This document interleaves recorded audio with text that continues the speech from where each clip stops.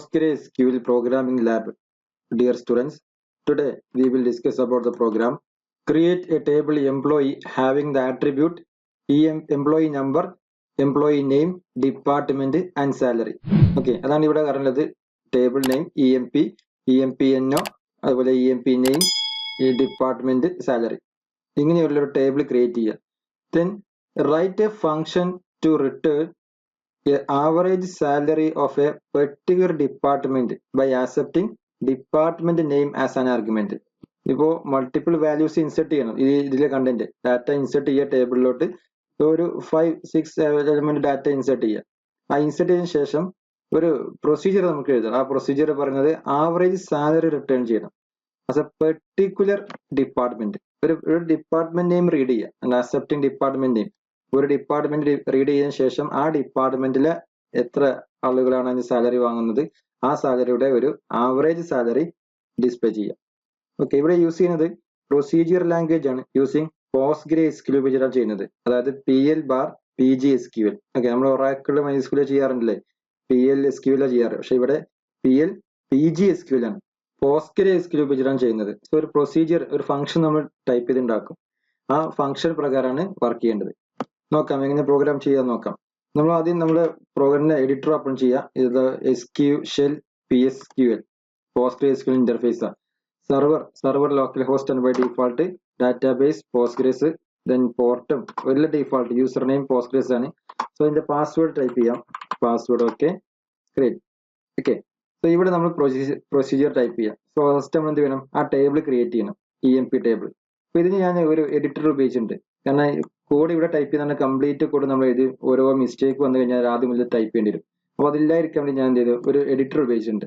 നമുക്ക് ഏറ്റവും എളുപ്പത്തിൽ ഒരു എഡിറ്റർ ഓപ്പൺ ചെയ്തിട്ട് ആ എഡിറ്റർ ടൈപ്പ് ചെയ്യുക. ആ എഡിറ്ററിലെ കണ്ടന്റ് ഇവിടെ കൊണ്ടുപോയി പേസ്റ്റ് ചെയ്താൽ മതി. എന്നിട്ട് റൺ ചെയ്യിപ്പിക്കാം. അപ്പോൾ ഞാൻ എഡിറ്റർ ഓപ്പൺ ചെയ്യാം. ഓക്കെ, ഇവിടെ ഞാൻ ഉപയോഗിക്കുന്ന സോഫ്റ്റ്വെയർ Notepad++ ആണ് എഡിറ്ററിന് വേണ്ടി യൂസ് ചെയ്യുന്നത്. സോ എഡിറ്ററിൽ ടൈപ്പ് ചെയ്തു ഓൾറെഡി കണ്ടന്റ് ക്രിയേറ്റ് EMP, ആ ടേബിൾ ക്രിയേറ്റ് ടേബിൾ EMP അതിവിടെ കോപ്പി ചെയ്തു. അത് ഇവിടെ വന്ന് നമുക്ക് എന്ത് ചെയ്യാം, പേസ്റ്റ് ചെയ്യാം. Okay, create table EMP, employee number int primary key, name employee name varchar 25, department varchar 25, then salary int. Okay, create table. കണ്ട ടേബിൾ ക്രിയേറ്റ് ആയി. ഇനി വാല്യൂസ് ഇൻസേർട്ട് ചെയ്യണം. അപ്പൊ ഇൻസേർട്ട് ചെയ്തപോലെ ഞാൻ ടേബിളിൽ അണ്ടർ ഇവിടെ എഡിറ്ററിൽ ടൈപ്പ് കൊടുത്തിട്ടുണ്ട് ടേബിൾ വാല്യൂസ്. കണ്ടോ, insert into employee, copy, നമുക്ക് എന്ത് ചെയ്യാം, ഇവിടെ കൊണ്ടുപോയിട്ട് പേസ്റ്റ് ചെയ്യാം. ഓക്കെ, കണ്ടോ 1 ഒരു റോ ഇൻസെർട്ട് ആയി, ഇൻസെർട്ട് 1 ഒരു റോ ഇൻസെർട്ട് ആയി. അടുത്ത് നമുക്ക് എന്ത് ചെയ്യാം, ഇതുപോലെ കോപ്പി ചെയ്യാം. ജസ്റ്റ് കോപ്പി ചെയ്യുക കണ്ടന്റ്, ദെൻ ഇവിടെ കൊണ്ടുപോയി പേസ്റ്റ് ചെയ്യാം. ഓക്കെ അല്ലേ, ഇത് നമുക്ക് ഒരുമിച്ച് ചെയ്യാം. കേട്ടോ, ഞാൻ നെക്സ്റ്റ് ഇവിടെ നോക്കിയാൽ കംപ്ലീറ്റ് ഒരുമിച്ച് ചെയ്യാം. കേട്ടോ, ഇതുവരെ ചെയ്തു, ദെൻ കോപ്പി, ഇവിടെ പേസ്റ്റ് ചെയ്തു, കംപ്ലീറ്റ് ഇവിടെ ഒരുമിച്ച് വന്നു. കണ്ടോ, എല്ലാം ഒറ്റയടിക്ക് നമുക്ക് ചെയ്യാൻ പറ്റും. അപ്പൊ അതാണ് ഏറ്റവും എളുപ്പം. കേട്ടോ, ഇവിടെ ടൈപ്പ് ഉണ്ടാക്കിയാൽ ഏതെങ്കിലും മിസ്റ്റേക്ക് വന്നു കഴിഞ്ഞാൽ രണ്ടാമത് വീണ്ടും ടൈപ്പ് ചെയ്യേണ്ടി വരും. നമുക്ക് ഇവിടെ എഡിറ്ററിൽ ടൈപ്പ് ചെയ്യാം. ഇനി നമുക്ക് റൺ ചെയ്ത് നോക്കാം അല്ലേ, ആ ഡാറ്റ ഉണ്ടോ നോക്കണ്ടേ. സോ എന്ത് ചെയ്യാം, സെലക്ട് സ്റ്റാർ ഫ്രം EMP. കണ്ടോ, വാല്യൂസ് കണ്ടില്ലേ, ഇത്രയും വാല്യൂസിൽ ആ ടേബിളിൽ ഡാറ്റ ഉണ്ട്. ക്ലിയർ ആയി.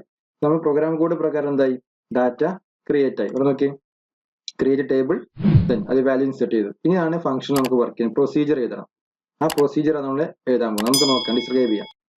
ഇവിടെ ഈ ഒരു ടേബിൾ നോക്കി, ടേബിളിൽ employee number, employee name, department, salary അല്ലെ. ഇവിടെ 3 ഡിപ്പാർട്ട്മെന്റ് കൊടുത്തിട്ടുണ്ട്. സെയിൽസ് എന്ന ഡിപ്പാർട്ട്മെന്റ് 4 4 വാല്യൂസ് കൊടുത്തിട്ടുണ്ട്. അതുപോലെ HR ഡിപ്പാർട്ട്മെന്റ് തന്നെ 2 വാല്യൂസ് ഉണ്ട്. പ്രൊഡക്ഷൻ എന്നൊരു ഡിപ്പാർട്ട്മെന്റ്, ആ department value. 3 type department, sales, HR, production, 3 type ഡിപ്പാർട്ട്മെന്റിലുള്ള വാല്യൂസ് ആണ് ഇവിടെ എൻ്റർ ചെയ്തിട്ടുള്ളത്. നോക്കാം, ഇത് നമുക്ക് പ്രോഗ്രാം എക്സിക്യൂട്ട് ചെയ്തേക്കാം. പ്രൊസീജിയർ എന്താണ് procedure, create or replace function average salary AVG ഇതാണ് ഫംഗ്ഷൻ നെയിം കൊടുത്തിട്ടുള്ളത്. ദെൻ റീഡ് ചെയ്യണം, ഏത് ഡിപ്പാർട്ട്മെന്റ് ആണോ ആ ഡിപ്പാർട്ട്മെന്റ് റീഡ് ചെയ്യണം. അങ്ങനെയല്ല ക്വസ്റ്റ്യൻ പറഞ്ഞത്. നോക്കി, ആക്സെപ്റ്റിംഗ് ഡിപ്പാർട്ട്മെന്റ് നെയിം എന്ന് പറയുന്നുണ്ട്. ഏത് ഡിപ്പാർട്ട്മെന്റ് ആണോ ആ ഡിപ്പാർട്ട്മെന്റ് നെയിം നമുക്ക് ആക്സസ് ചെയ്യണം. അപ്പൊ അതിന് വേണ്ടി അത് varchar ആണ് റെപ്രസെന്റ് ചെയ്തിട്ടുള്ളത്. നോക്കി, മുകളിൽ ഒരു ഡിപ്പാർട്ട്മെന്റ് നെയിം കൊടുത്തിട്ടുണ്ട്, ഡിപ്പാർട്ട്മെന്റ് varchar ആണല്ലേ. അപ്പൊ അതുകൊണ്ടാണ് varchar ഇവിടെ കൊടുത്തിട്ടുള്ളത്. സോ ക്യാരക്ടർ അറേ, ക്യാരക്ടർ എഴുതിയിട്ടുണ്ട്. ദെൻ റിട്ടേൺസ് ഇന്റിജർ അല്ലെ, ആ ഔട്ട്പുട്ട് നമുക്ക് വേണ്ട സാലറി ആണ്, അത് ഇന്റിജർ ആക്കി റെപ്രസെന്റ് ചെയ്തിട്ടുണ്ട്. Next declare DPT alias for $1. അതായത് ഫസ്റ്റ് ആർഗ്യുമെന്റ് എന്താണോ ഈ ആർഗ്യുമെന്റ് റീഡ് ചെയ്യുന്നത് DPT തന്നെ ഒരു വേരിയബിൾക്ക് അസൈൻ ചെയ്തു. then SAL salary എന്നാണ് SAL integer ആക്കി റിട്ടേൺ ഒരു സെറ്റ് ചെയ്ത് ഇനീഷ്യലൈസേഷൻ പോസിബിൾ ആക്കി.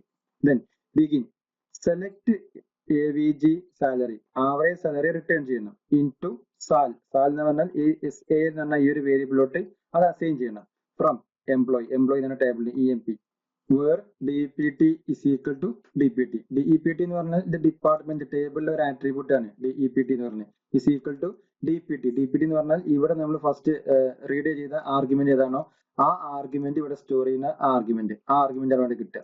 സോ നമ്മൾ സെയിൽസിന് കൊടുത്താൽ എംപ്ലോയി എന്ന ടേബിളിലെ സെയിൽസ് ഡിപ്പാർട്ട്മെന്റിലെ ആവറേജ് സാലറി എത്രയാണ് കാൽക്കുലേറ്റ് ചെയ്യും. അതിന് ശേഷം SAL എന്ന വേരിയബിൾ അസൈൻ ചെയ്യും. എന്നിട്ട് ഫംഗ്ഷൻ അല്ലേ ഫംഗ്ഷൻ റിട്ടേൺ ചെയ്തും SAL എന്ന സാലറി റിട്ടേൺ ചെയ്യും.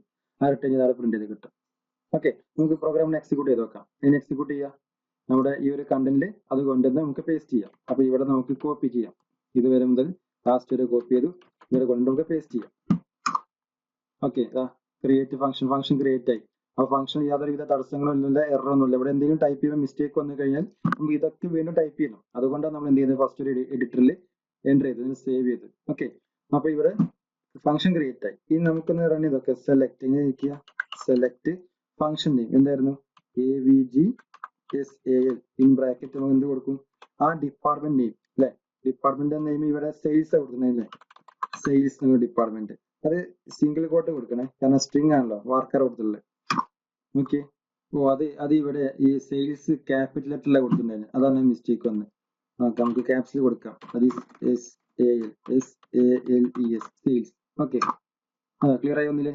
ഇതാ 11575 ഇത് കറക്റ്റ് ആയിട്ട് എന്റെ ആവറേജ് വാല്യൂസ് ആണ്. നമുക്കൊന്നുകൂടെ വാല്യൂസ് എൻ്റർ ചെയ്യാം. സെയിൽസ് കഴിഞ്ഞാൽ പിന്നെ ഇതിന്റെ HR ആണ് അല്ലെ, HR നോക്കാം.